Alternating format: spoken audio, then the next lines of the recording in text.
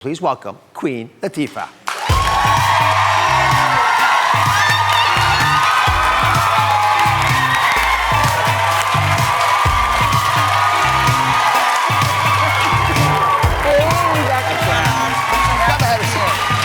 so happy you're here.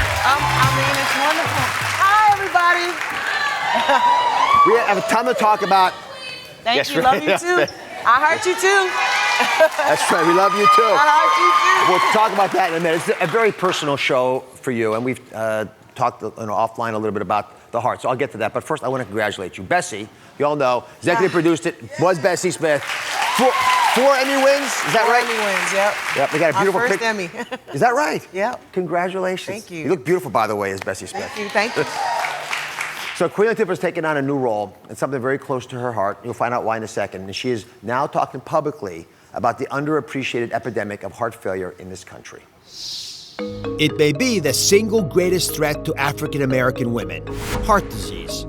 It's the #1 killer of all American women, but it affects African American women even more disproportionately, killing 50,000 every year. Perhaps the most significant risk factor is hypertension. About 70 million Americans over the age of 20 have high blood pressure, and that sets the stage for heart failure, which will strike 1 in 5 Americans with symptoms that include shortness of breath, swelling of your legs, feet, and ankles, even trouble sleeping. Do you know the risk factors or the steps to take to stop heart failure before it ever starts? Every minute, at least one person is diagnosed with heart failure, and one of them is Queen Latifah's mom, Rita, who joins us. And she looks so good. That's right. Yeah, take it out. My mama, right there. Let's talk about your reaction. I love the way you're out there for it. So what happened when you found out your mom had heart failure? Well, she can tell you, but she was in school, and I got a call that my mom had passed out. She's a high school teacher at the time. I got a call that she had passed out in class. And so we rushed to the emergency room, to see what was going on. And after a bunch of testing, it was determined that she had a congestive heart failure, which was pretty scary at the time. Say hi, Mom, so they know you can speak. Hi, I can speak. So I love to hear your story a bit. So I know that you passed out in school. Did you have any inkling that there was a problem before that? Well, I felt very tired, and I had difficulty sleeping, but I never would have thought it was connected to my heart. And when they told you that you had heart failure, had you ever heard of that before? Very vaguely. I never really thought much about it because I never thought it could happen to me. Which is why you're here today, which I appreciate. What kinds of lifestyle changes are you making now? So easy. I exercise a little bit every day. I cut out the sodium in my diet. I keep track of my weight gain. And primarily that's it. Of course, my doctor is very important because he put together a treatment that was good for me. Yeah. So the medication was specific for me. Yeah, so taking all those medications on time. And the oxygen is probably the most powerful medication we have. I noticed that that's what you're getting in your nose. All this, by the way, makes a big difference for folks whose hearts aren't working that well. Yeah, and honestly, Dr. Oz, you've been around for a lot of this journey of ours. That's why this campaign is so important, and we partner with the American Heart Association, supported by Novartis, to spread the word about this Rise Above Heart Failure movement. Because, 1 in 5 people could develop this in America. That is a huge amount of people, especially something that affects women, and then again, African American women. So, it's really important for us to get the information out there so that people who may be affected by this and not even know it, like my mom, who was, completely healthy up until this sort of happened, can get more information about it. I love you putting your heart and soul into this. It means the world, because people think of these illnesses as these abstract concepts. Yes. Mom, Rita, you said it right. They think it's someone else's problem. Yes. Let's show everybody what the heart looks like. I brought you a little present because you came all the way here to visit with us. Is this when I give you your invisible Yes. glasses so you can't see? Oh, you talked about this ahead of time, huh? Well, you know I was a doctor in another life, Dr. Oz. That's right. Yet still may play one on TV. Notice how well she put those gloves on. She snapped them right up. She's had Something we enough get used to practice- around our house. practice with me. Everything is the gloves. Is that right? Yeah. All right, so here's a healthy heart.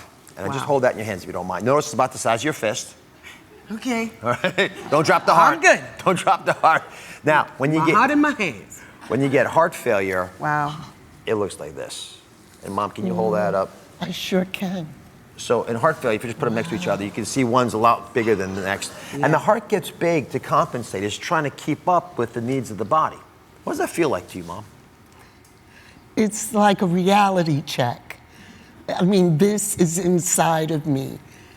Was inside of me. because yours decreased 'Cause in mine size is once you decreasing. treated Good for it. you. Yeah. Your heart is more like this. You're good. Isn't that cool to actually feel that and see how It thick is. the walls Is are? this the aorta? Yes. Oh, doctor. massive. Dr. Latifah. She went from a queen to a doctor. Yes. Why, thank you, doctor. It could happen. No, I'll this be is the great. patient of both of you. But what a difference. that. That's a big difference. Yeah, everything gets bigger. Yeah, I'll So, take that off your hand. Mom, you stay there for a second. Rita, Queen, come with me. I'm going to show everybody wow. what heart failure really means. I want you guys to understand this. We have not talked about it quite so graphically. You can keep the gloves if you want, but I think you're Why, better am I without going to them. be touching something else? Yes, no, you got Never it. know here. So this is what normally happens. Just to recap, because this audience is so darn smart, you have the right side of the heart, you have the left side of the heart. The left side of the heart has all the red blood, right? And it pumps it to the brain, to all the other parts of the body, including the legs. And then the blue blood comes from the legs, goes into the right heart, and then goes up to the lungs, right? So two sides, they're next to each other. That's why we're so efficient. Now let's talk about heart failure and focus on the legs and the lungs. That's where the action is. So in heart failure, let's start with the right side. The blood very slowly, notice how slow it is, goes up towards the right heart. But because it can't pump, the legs, they swell up like that. So one of the first things you look for in folks is whether or not they've got swollen legs. Mom, did that happen to Rita, to Mom? Definitely. We always keep an eye on her feet, on her legs to see if there's any swelling, for sure. So again, everyone can pay attention Yes, to that. they did. And not everyone with swollen legs has heart failure, by the way. Don't go panicky out there, but it's one of the things we look for. Then the other thing we look for is the left side of the heart. How well is it getting the blood from the lungs? Now watch the lungs. See how they're pink up there? But they'll fill up like a sponge. They'll get boggy if the left heart's not working well. So problems with the left heart cause you to have breath problems and breathing. Problems with the right heart cause leg swelling problems. Together, that's called heart failure, which is what we're talking about. And as you mentioned, that happens pretty commonly, and Rita has been through some of that. Yeah. So I'm going to invite Dr. Kathy Bagliato here. She's a good friend of mine from years and years ago. She's a cardiothoracic surgeon from St. John's Medical Center in Santa Monica, California. Thanks for being here. Thank you. Thanks so much. Help us a little bit. Quickly, Yeah. causes of heart failure that you Yeah. worry about. So the most common cause, as you know, is coronary artery disease. So blockages in the arteries that decrease the blood supply to the muscle and cause that muscle to get weak. So anything that causes coronary artery disease causes heart failure, like hypertension, diabetes, smoking, all of the things that we hopefully can correct and shouldn't do. Lowering risk, how do you do it? This is a perfect, I'm just going to say this is the dream team of heart failure because this is the perfect compliant patient. And of course, Dr. Latifah taking care of Mom. Yeah, but everything, really, it's everything Rita said, right? So it's leading a heart healthy lifestyle, something that you talk about so often on your show. Eating right, low sodium you mentioned, you really hit them all, by the way. Low sodium, a little bit of exercise every day, and then to not smoke, control your diabetes, and the big one is high blood pressure, hypertension, especially in African American women. So controlling that is really key too. Yeah, if we put these symptoms off thinking they're not important, but when you actually realize they can cause heart failure, Yeah. which is what we're all worried about, now you can focus. Let's talk about how you manage your mom. I remember you called me once in a panic from an ICU.